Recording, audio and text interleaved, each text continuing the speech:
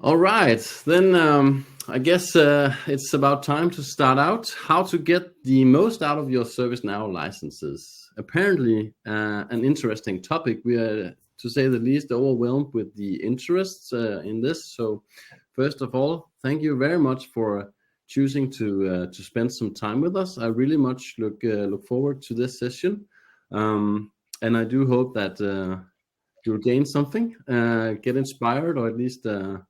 Yeah, feel that this is time well spent. I'll get to the introductions in a brief moment. I got my great colleague Hannes with me, but Hannes, I'll let you introduce yourself in just a brief. Just to give you a head start on the platform, we use Livestorm, which you found out. Obviously, you're logged in, but let me just point to the functions down in your right corner. We have the chat room. Feel free to drop a comment, ask a question, help each other out if you're able. It's a free for all chat, so knock yourself out. During this presentation, we'll drop some polls in there. You can answer that in the polls tab, and then we have the questions, of course, also. You can ask questions in the questions segment, obviously, and then we will kind of follow up on them at the end of the webinar. So I guess that's the main stuff. You can also see the first names of each other in the people tab. So that's just a brief introduction. We of course hope this goes out. It seems like the video and the audio is working, so that is good. I guess it's just about it. Maybe just a brief introduction then. Hannes, why don't you start? I have said a few words already, so who are you? Hey, Mikkel, thanks, and really nice to see a big crowd here today. I'm Hannes Hirvikallio, based out of the Helsinki office for the cloud people. Extremely rainy Helsinki today, but hope we get by. Same here, I can tell you that. Yeah, I'm not too sure is that good or bad, but yeah, so I've been in the ServiceNow license advisory side of things since 2009, basically, whenever ServiceNow entered the European markets. And on a day-to-day, I help a lot of customers with their license configurations, with their renewals, amongst other things. So I would count myself as fairly experienced when it comes to looking at ServiceNow licenses and finding the gaps and value gaps there. But that's me. I'm going to do part of the talking today together with Mikkel. But yeah, really nice to see a big crowd this morning. Thank you, Hannes. Really happy to have you on board this conversation. A few words about myself. I'm a sales director here at the Cloud People.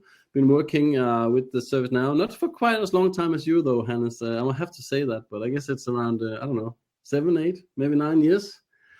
Anyway, really happy to be a part of this community. I think there's a great vibe to it, and I enjoy very much the work we can do together with all of our great customers and partners alike.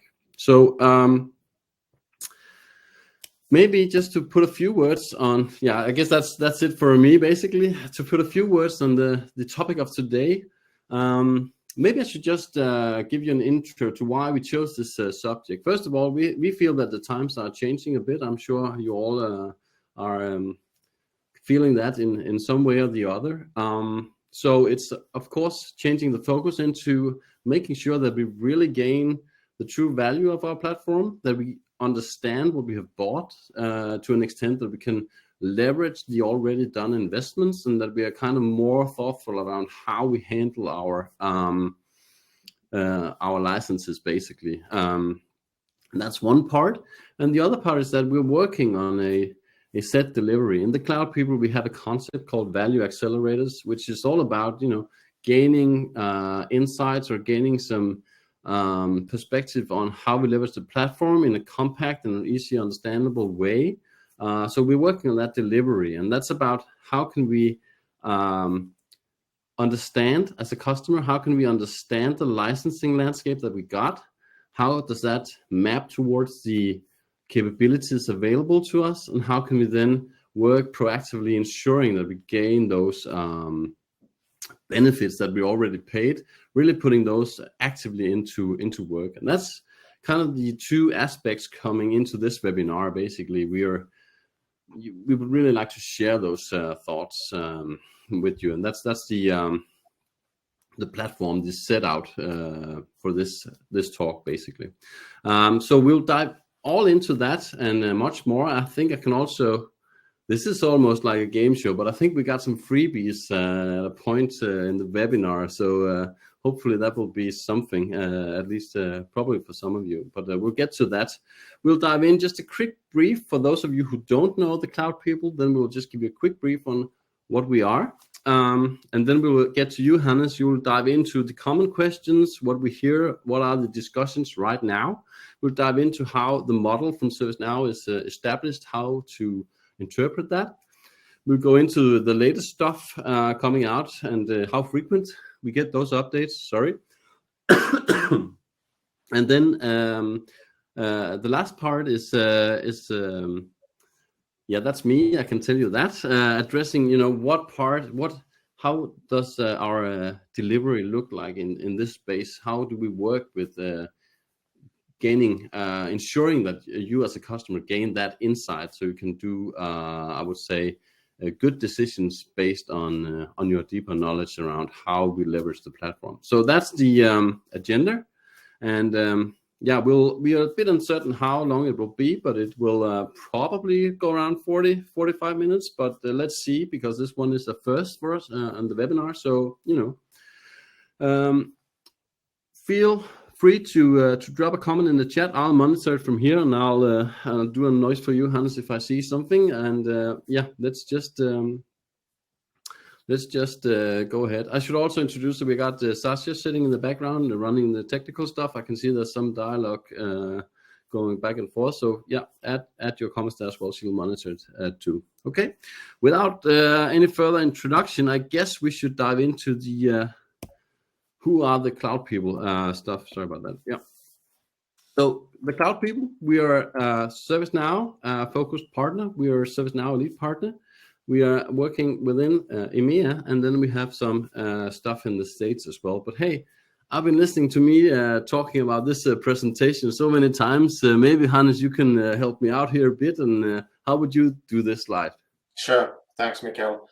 So yeah, as Mikkel started correctly, we are a Norwegian headquartered ServiceNow pure play partner, with our geographical reach currently being fairly strong in EMEA region, as you can see on the dots on the map. So there's a fairly centralized group of dots across Europe, but also, as Mikkel mentioned, North Americas and South Americas as well. So the one geography basically missing on this is Asia Pacific, but hopefully we'll get to that one in a while. But currently really focusing on the European markets, European ServiceNow customers, and our services, of course. And there on both sides of the slide, you can see the actual physical office locations. The newest ones for us being Lithuania, Italy, and Portugal.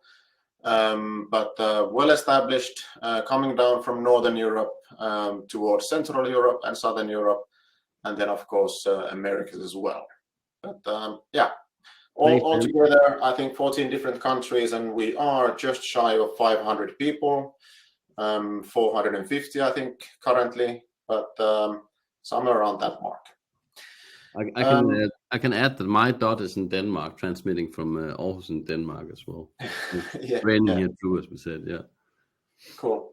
So when it comes to ServiceNow partner program or partner levels, we're on the highest level, just below the global elites. The global elites are the 4 or 5 larger consultancy companies in this world. So we're just below that level. And our ambition is to become a global elite during next year. So the amount or kind of the centralizing of our business to ServiceNow will give us the access to a global elite program, hopefully next year. But currently we're sitting at an elite level. To me, I like the saying, large enough to handle, small enough to care, right? That sums it up really well. That's a really good saying. That's a really good saying. Yeah. And when it comes to services, we have a whole life cycle of services. On the left-hand side, you'll see where we are focusing on today, which is license advisory. So it's going to be a 2-part the webinar, more focusing on kind of the tips and tricks part. What is the license model? How do you interact with ServiceNow, for example? And then in the last part, Mikkel is going to run through how our business value assessments or business value program will go. But when it comes to all other services, I think it's the usual suspects, the advisory services, basic implementations, migrations. We do a lot of trainings as well, and we actually participate with ServiceNow in their official training programs. So if you go to a training for ServiceNow, it might be that the trainer is from us. You will never know. We also do application management services, which is basically keeping the lights on, making small changes to the platform. We do development services, even though there's a question mark afterwards, but no, there really isn't a question mark. We do that. And then we're also a managed service provider. And managed service provider has a good link to the licensing part, because the managed service provider instances normally are on-premise within customers. So they run either in your data centers or within your partners' data centers, not in the ServiceNow cloud. And then it has a bit of a different licensing logic, although the same major rules apply. But that's not the whole service portfolio is not part of the webinar today, but today focusing on the license advisory part. Thanks, Hannes. You just go ahead. I'll just tell about Violet. Good.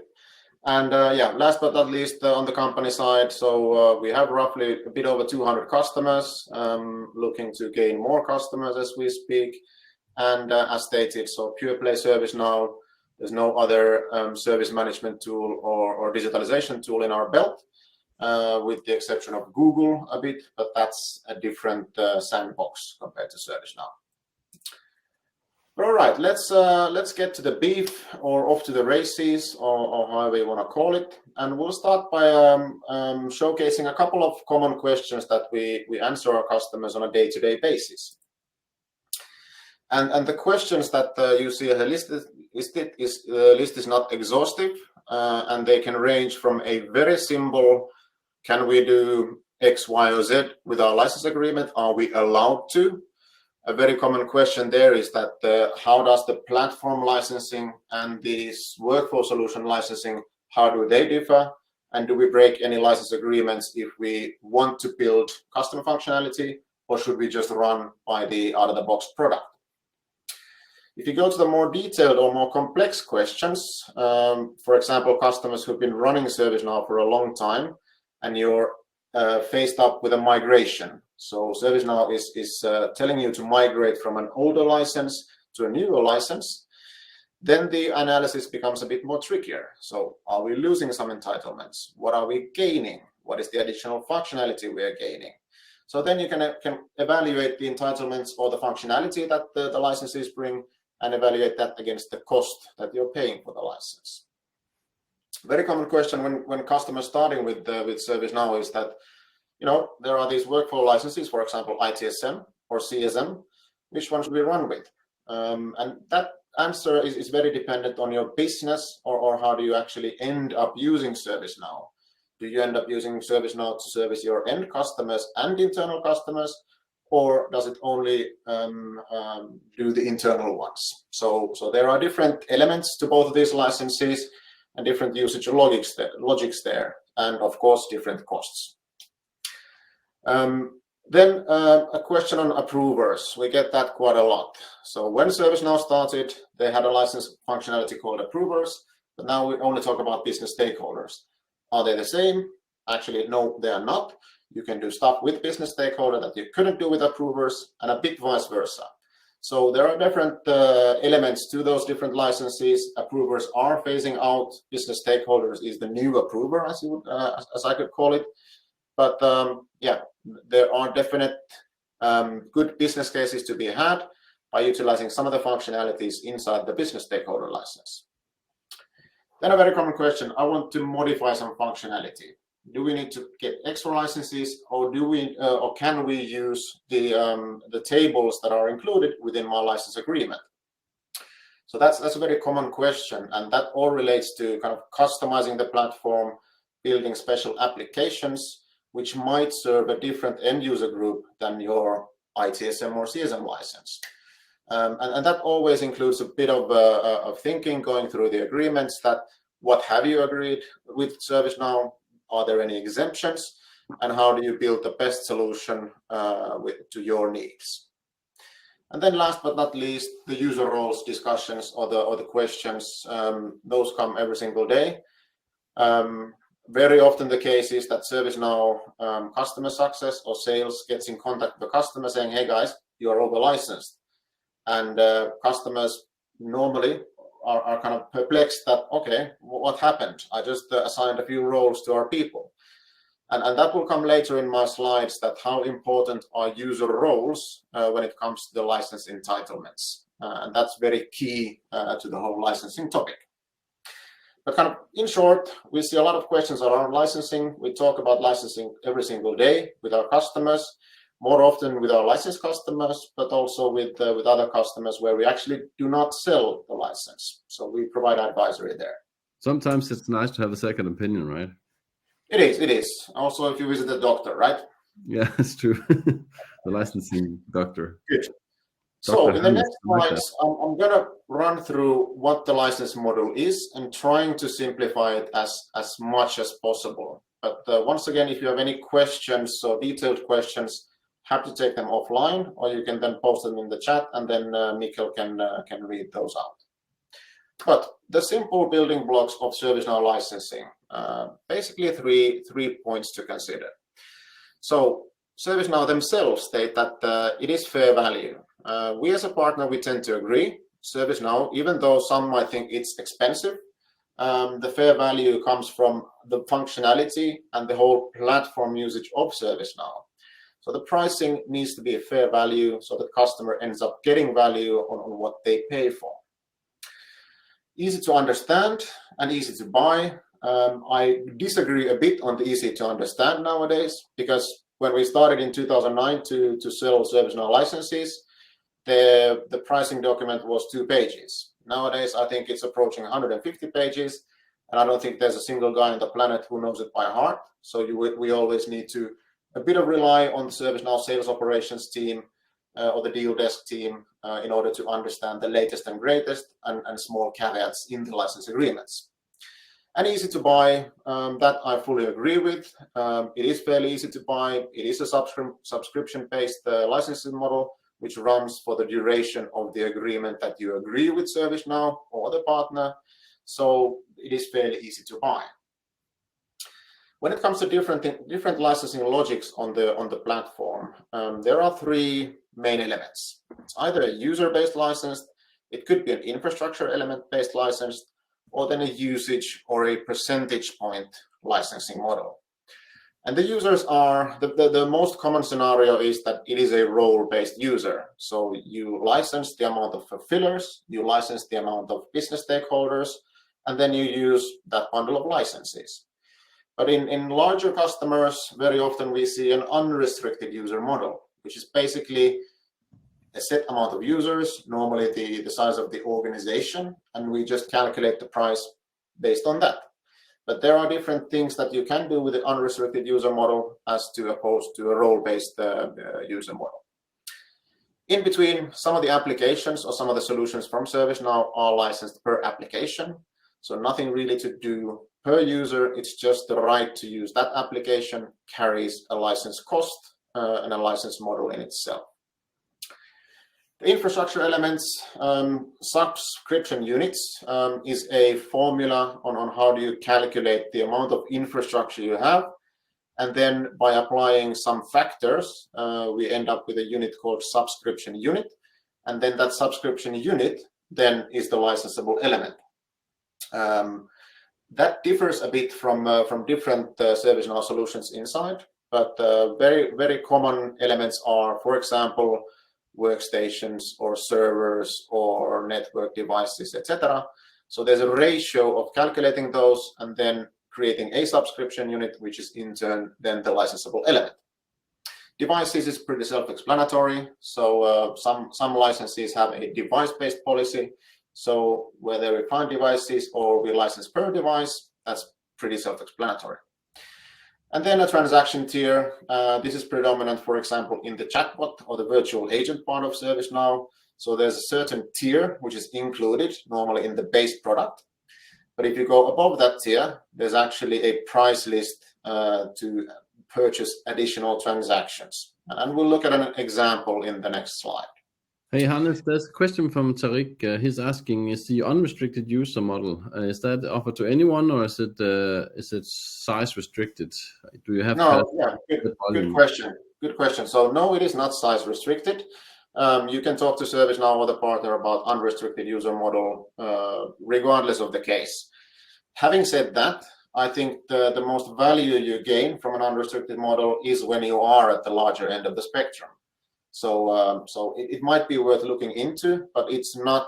There are no real thresholds that you need to be in order to be an unrestricted user license model. Got it. Good Thanks. question. All right, last but not least, so the packaging, which is pretty dominant across the platform, is that there are 3 levels. There's standard version, there's professional version, and then there's the enterprise version. And I'm going to debunk myself within a couple of slides because ServiceNow are introducing a couple of new levels in between, but we'll get to those in more detail. But where the complexity begins is that ServiceNow has 4 planned pricing and packaging updates in a fiscal year, 2 major releases and 2 smaller releases, and that may, not always, but it may affect licensing, it may affect licensing model, but it most often affects the cost, the license cost. But all right, so as said, model fairly simple. We can all understand the basic principles of it, but when you apply the ServiceNow platform picture to it, it then becomes a bit more complex. So ServiceNow has what we call different workflow solutions, and you can see them here almost to the top. So customer experience and industry solutions, technology excellence, employee experience, operational excellence, and then the hyper automation.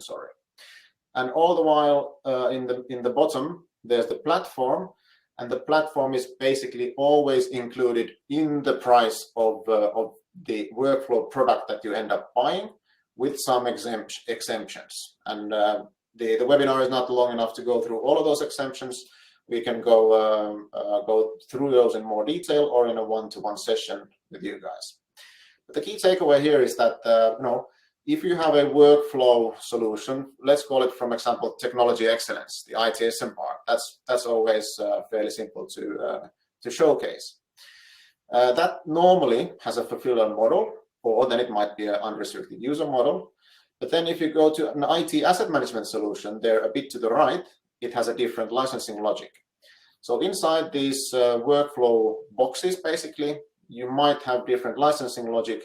And if you want to build on your ServiceNow journey by using the platform, you will encounter different licensing logic, even though you only stay inside, for example, technology excellence box or customer experience box. And Hannes, Oscar is asking, how do you get this dashboard for your environment? No, yeah, good question. So this is actually not a dashboard. This is the way we do road mapping, and ServiceNow does road mapping.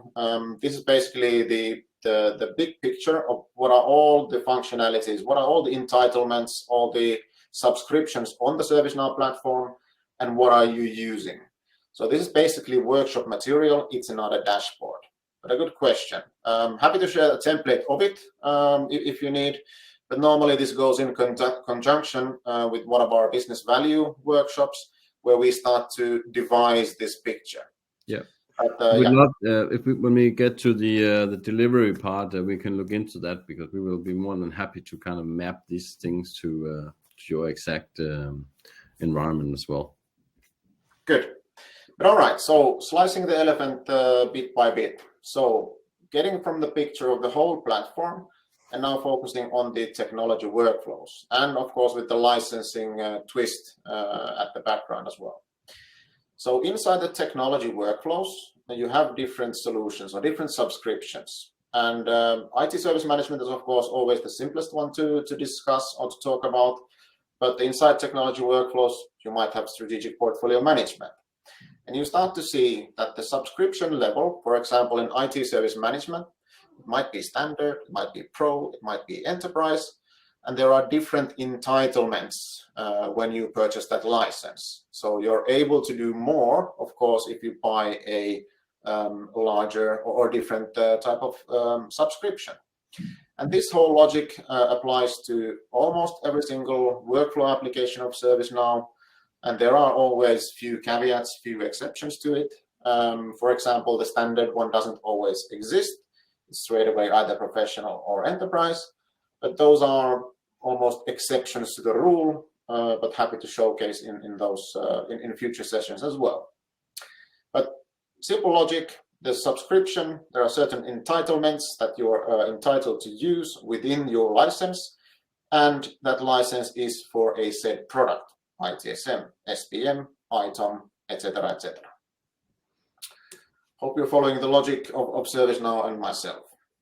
So, getting one level deeper once again, and using IT service management as an example. So, the previous picture showed the technology workflows sandbox, basically. And now if we look at IT service management in more detail, let's start with the picture on the right-hand side. So, in the picture, on the left-hand side, there are the entitlements. What are you entitled to use? And then on the bottom, on the top, there is the different licensing versions, whether standard, pro, and enterprise.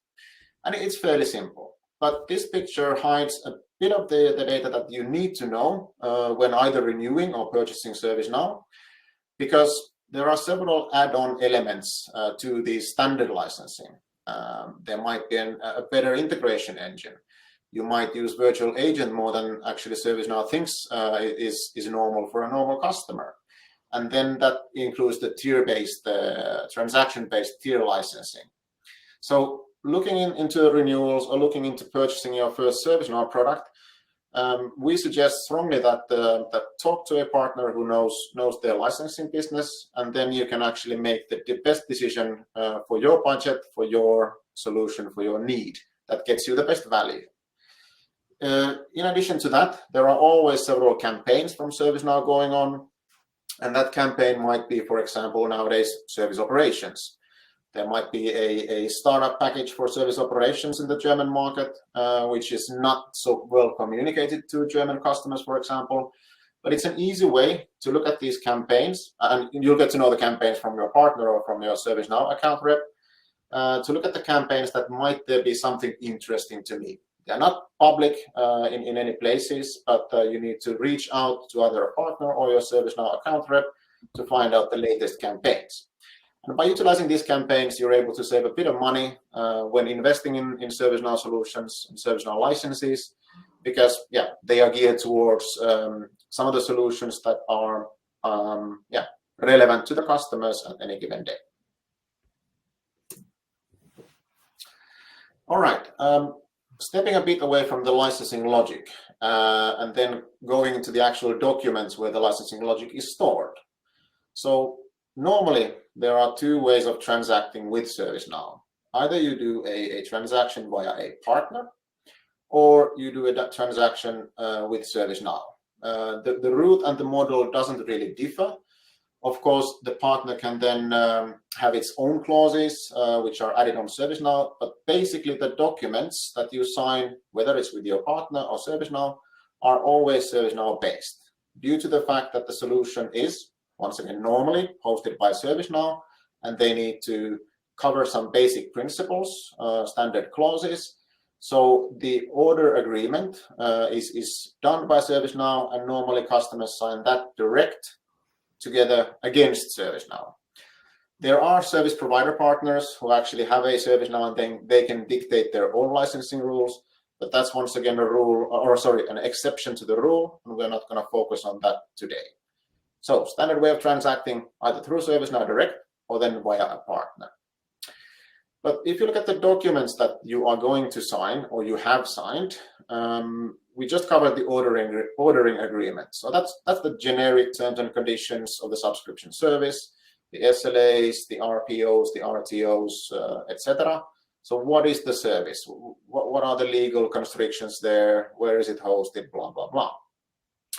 But when it comes to the licensing logic, the use authorization form, better known as UA form, it's much easier to pronounce, basically dictates what have you purchased, what are the licensed products, and most importantly, if you have any exceptions to the rule. And the UA document is a good one to share with your partner if you've done a direct transaction with ServiceNow, or if you're transacting with another partner, because it doesn't contain any monetary information. So it just says what are you allowed to use, and what are the license terms and conditions, are there any exceptions, and then we're off to the races. So ordering agreement and UA form, those are the main elements what make the license agreement structure. I mentioned a couple of slides back that the user roles and use rights are the most important ones. It was that example that somebody had assigned a new role to all of its users, and all of a sudden the ServiceNow dashboards are showing that this customer is over licensed by a lot. So it is really vital to understand the different roles that ServiceNow has in it. The standard ones are here in the picture: requester, approver, fulfiller. And the roles are the ones that you actually then can modify inside your ServiceNow solution. But if you grant something, some use rights that are within the fulfiller license, then that user will be calculated against the fulfiller license amount that you have purchased from ServiceNow. And those type of topics, dilemmas we kind of encounter on a day-to-day basis. But all of that is stated in the user authorization form, UA form to be exact. And then most importantly, if you have any exceptions to the rule. And I stated that previously, if you want to talk to a partner about license advisory, the UA form is an easy one to share because there's no financial information included. It doesn't state anything which might be between you and ServiceNow. It just states what are you allowed to do on the ServiceNow platform and within that license. Going forward, a couple of practical tips and tricks. If you're using ServiceNow, you probably already know this. And if you've gone through the ServiceNow admin training, you must know this. But if not, I hope these tips are helpful. So you manage your licenses in the ServiceNow instance. The application is called Subscription Management. And in Subscription Management, you just navigate to Subscription Overview, and then you get a picture like the one on the top. So how many have you purchased on which license? How many is allocated? Different tables that might be used, because some ServiceNow license agreements, or let's say all ServiceNow license agreements, come with some custom tables that you can use to modify the functionality. And if you go over that amount, then that's once again a licensing topic. But once we share the material, I've pasted a link to the ServiceNow technical documentation site, ServiceNow Docs. If you do not know about subscription management, feel free to check it out. And then as a reiteration or kind of to repeat myself, the user roles is vital. So the user roles you can check per user to see which kind of roles you have actually allowed that user to have. And that you will do via the user administration /users or teams. So that's a very, very easy place to check what kind of entitlements or what kind of roles, have I given out to users. Because that's the first place you need to start looking if you happen to come under licensed, overutilized in the ServiceNow instance. All right, Hannes, I'll just cut you off there for a second. We have a few questions coming in. So Dennis, you're asking how if the subscription management differ from the compliant report. And yes, we have had a couple of cases around that. I can add one of them was due to some nested roles in the instance, and there's some different causes of this. So yeah, that's definitely a familiar issue. The specific culprit of your situation, that can be a few things. I don't have the technical details or the time to dive into this more specifically, but we would very much like to get in touch with you, and then we can talk it over and see if there's some of the well-known stuff that's at play here. Maybe just drop a note in the chat if you would like us to just get in touch with you, and then we can see if it's a case we can help you out with. No obligation or anything. And then Kent, you're asking, does this all apply to on-prem customers as well? Maybe Hannes, that's one for you. Yeah, very good question. No, it does not. So on-prem and the subscription management differs a bit. Happy to showcase also that in a one-to-one session. But this applies mainly towards the ServiceNow instances in ServiceNow Cloud. So on-prem customers are different. And with our experience in on-prem customers, there are several exceptions to the license logics that can be agreed with ServiceNow. So then that approach is different. Good question, by the way. Very specific. Any other questions? Not at the moment, but yeah, Dennis, I got your note, and I'll reach out to you shortly. Good stuff. All right.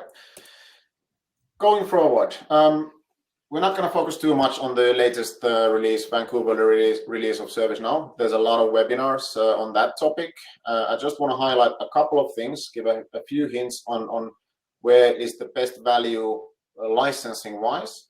But let's just quickly run through what the Vancouver release is. And as you might have guessed, it's all around generative AI. That's the big ticket. So there are three themes in the current ServiceNow upgrade, the Vancouver release. It's around productivity acceleration, improving experiences, and then increasing agility. But the underlying theme in almost all of this is the generative AI, and that's what I'm going to focus on in the next slide as well.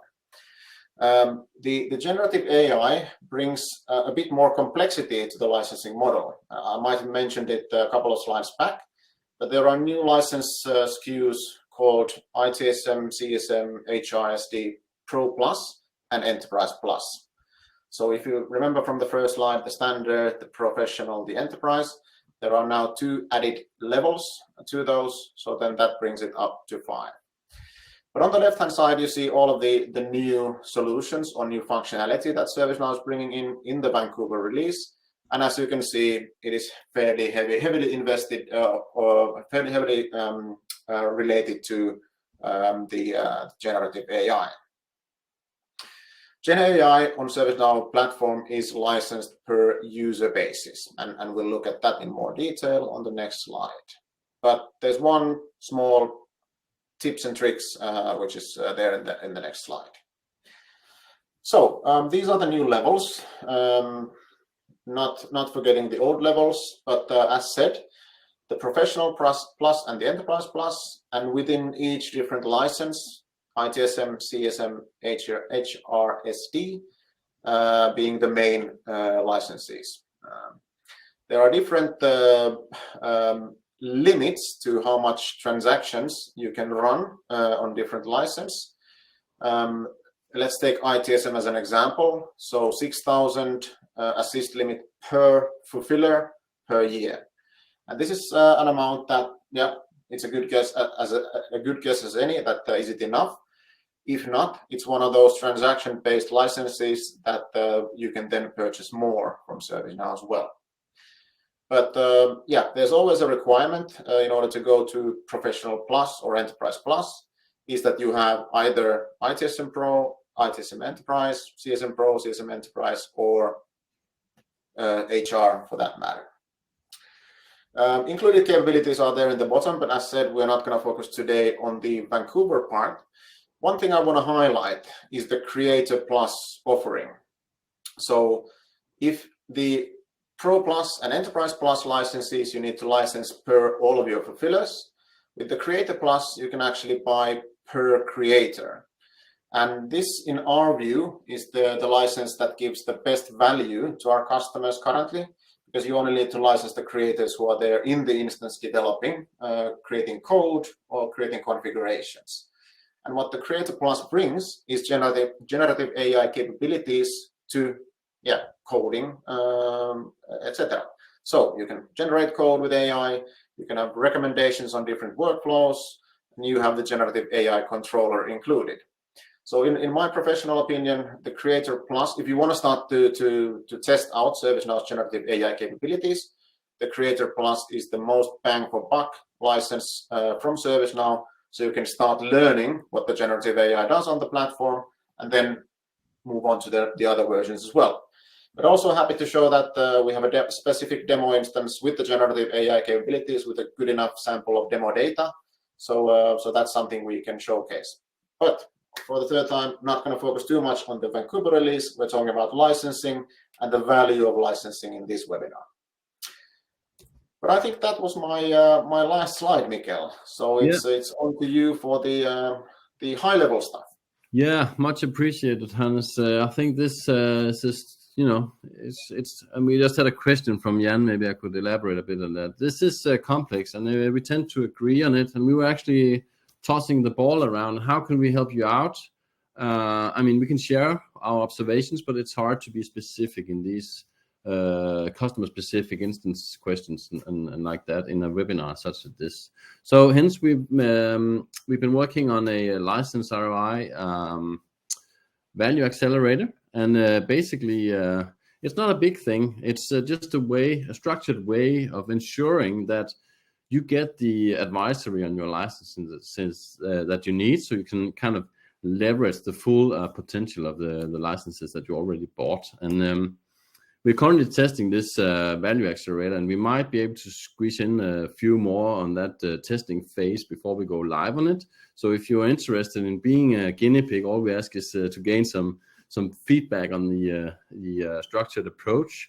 Then let us know, and I'll see what I can do in terms of bringing you on board. That you can just drop a note in the chat.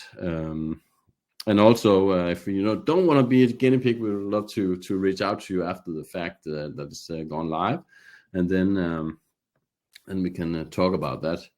So the idea is to kind of do a 3-step approach, and then maybe on top of that, working within the business value. This is not only a licensing issue, how to gain value from ServiceNow, right? I'm sure you all know, but the idea is basically to make sure that we do an analysis of what you have. What have you bought? The user authorization form that Hannes was referring to is the main driver here. Then the second step, to make sure that you understand in full what is that really bringing to the table, and also the smaller modules, the hidden features, the hidden stuff that maybe is not run of the mill but could be relevant to you.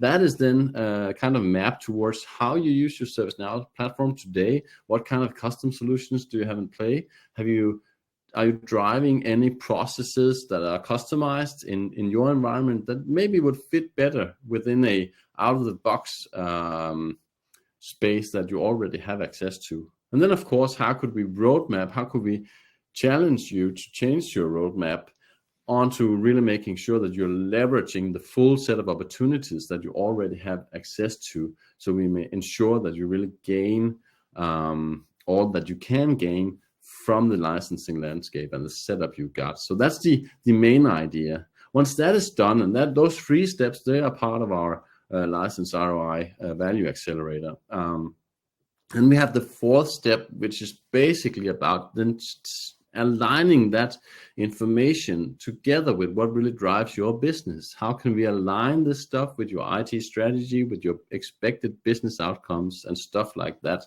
That's our business value management workshop, which is a different thing, but those 2 things goes very well in hand, because then we can make sure that your IT strategic aim and your business, your desired business outcomes really aligns with what you already paid for, and hence optimizing on the return of investment, looking at the full picture of both licenses, your own efforts, and of course also whatever you have engaged with, for instance, with a partner like us or someone else, but basically telling the full story of how to achieve value from the platform, ensuring you're optimizing what you gain from it. So that's the 3 steps. So that's why I put it here like 3 + 1, because I think those first 3 are very relevant in terms of licensing landscape and ensuring the value there. And it's not rocket science, to be honest, but it's driving your insight, you can own the stuff here. Jan, you were referring, this is complex. Yes, it is,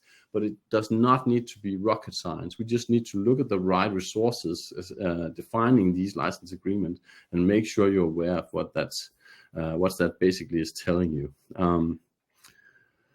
Yeah, so real world examples, Oscar. Yeah, that would be awesome. We are currently doing the guinea pig stuff on this licensing ROI. We would love to onboard a few more. Let us know. That might be you, Oscar, and then we could anonymize those and bringing out some real examples on this, because that would be very relevant also for us. So feel free to reach out there. It would be awesome to collaborate on gaining that stuff, because I think there's a lot of value, a lot of cost reduction hidden there in the longer term. So just to dive a bit deeper, what is those 3 steps basically consisting of? Well, the first one, assessment of the license contract. Let's walk through your use authorization form, defining what products do you have access to, what components are they entitling you to do, what version of a licensing deal are you running on. That depends kind of what year you signed up on your contract, how has your renewal journey been. We take all that stuff into account, really ensuring that you know what you got, and maybe it could be a benefit. That would sometimes be relevant, where you can do an early renewal and hence jump up in version and attaining access to even more capability within that same investment scope that you already got. And yeah, Jan, this ROI accelerator, license ROI is covering your full ServiceNow platform. So that's both ITSM, HR, and so on and so forth. So that's because I think that's imperative that we really think in terms in a holistic way around how to set up your licensing landscape. So that's the first step of this analysis. Then we have the analysis on available capabilities. I just took an example. So everyone that has a license to ICM standard is probably aware that we have incident management as an available capability. But hey, did you know you have access to the, for instance, incident communication management module, or what is basically change approval policies module in change management? Stuff like that. I'm not saying that it's imperative that you use it, but I would challenge you to see that you need to know what it does to make sure that it's a enlightened decisions, that you're not leveraging that module if you're not using it. And basically you could set yourself up introducing some custom configuration or handling stuff that's already in the box, maybe because it's been added since you signed up on your licensing contract, and then you're maintaining some custom stuff or something else that you spent money and resources or time on, and it's already there. You just don't know it. We want to ensure that you know what you got and that you fully understand what is hidden behind all these titles. And we want to do that for each and every product that you have access to, that we gain from your licensing cost use authorization form analysis, right? So that exactly. means, Sorry, Mikkel. So this was my question in the initial slide. So this is one real customer question: is that I'm migrating from CSMV4 to CSMV7.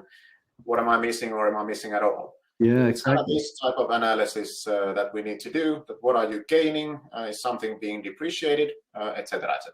Yes, very valid. Got it. The third step is basically then, okay, maybe we got a roadmap on implementation stuff, like what kind of projects do we initiate for the coming year or two. But we want to make sure that you have a licensing perspective on this, because we might want to ask you to, or ask the question, is it meaningful to reprioritize some of our projects because we already have got access to some out-of-the-box functionality within the platform that we are not currently leveraging? Should we do that before something else? Is that meaningful in a return on investment perspective?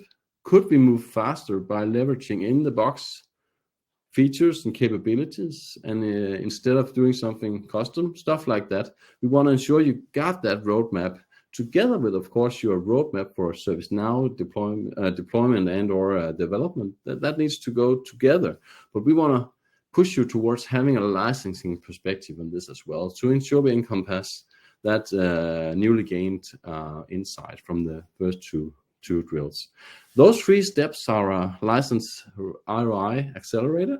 We really would like to have a few more guinea pigs on this, so please let us know directly or in the chat if you're interested. I'll be happy to accommodate a few more, and we'll of course reach out to you once it's full baked and see if it has your interest to go through on that. So With that, I want to just really quick mention that the fourth step, our business value management workshop, is a discipline in itself where we kind of work with our customers, diving into the business outcome that we desire from our ServiceNow capabilities. How can we map values and what is driving that value and put it into business outcomes and kind of mapping that towards ServiceNow capabilities. That is not directly license related, but it's of course imperative in order to gain value from a ServiceNow capability. A ServiceNow capability in its own right is just basically functional, but we need to make sure that it fits within the strategic landscape. And that's what we're helping out with on the business value management workshop stuff. Now we will deep dive into this. I'll have a webinar with Christian Gupta, who has done a lot of work in this. And we'll go through the specifics. We'll go through basically a customer journey that has been working with us on this stuff. So I just wanted to mention it here because it goes so well hand in hand when we discover the space of how can we achieve value from our platform, right? So yeah, feel free to sign up there, and would love to see some recurring attention here. So basically a few examples of how do we go about this workshop. It's basically a couple of days where we're working together, capturing ideas and thoughts, stuff like that, translated into a structured format, and then building the roadmap together.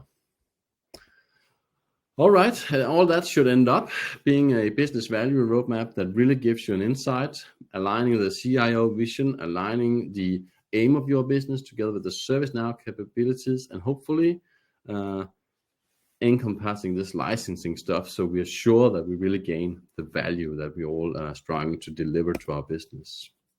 So if you want to hear more about that, please let us know here. We'll reach out to you once it's ready. We'll do the webinar in the near future, but we are not entirely there. So, drop a yes here and we'll let you know. We'll make sure not to spam you or anything, but this is just a brief question around it.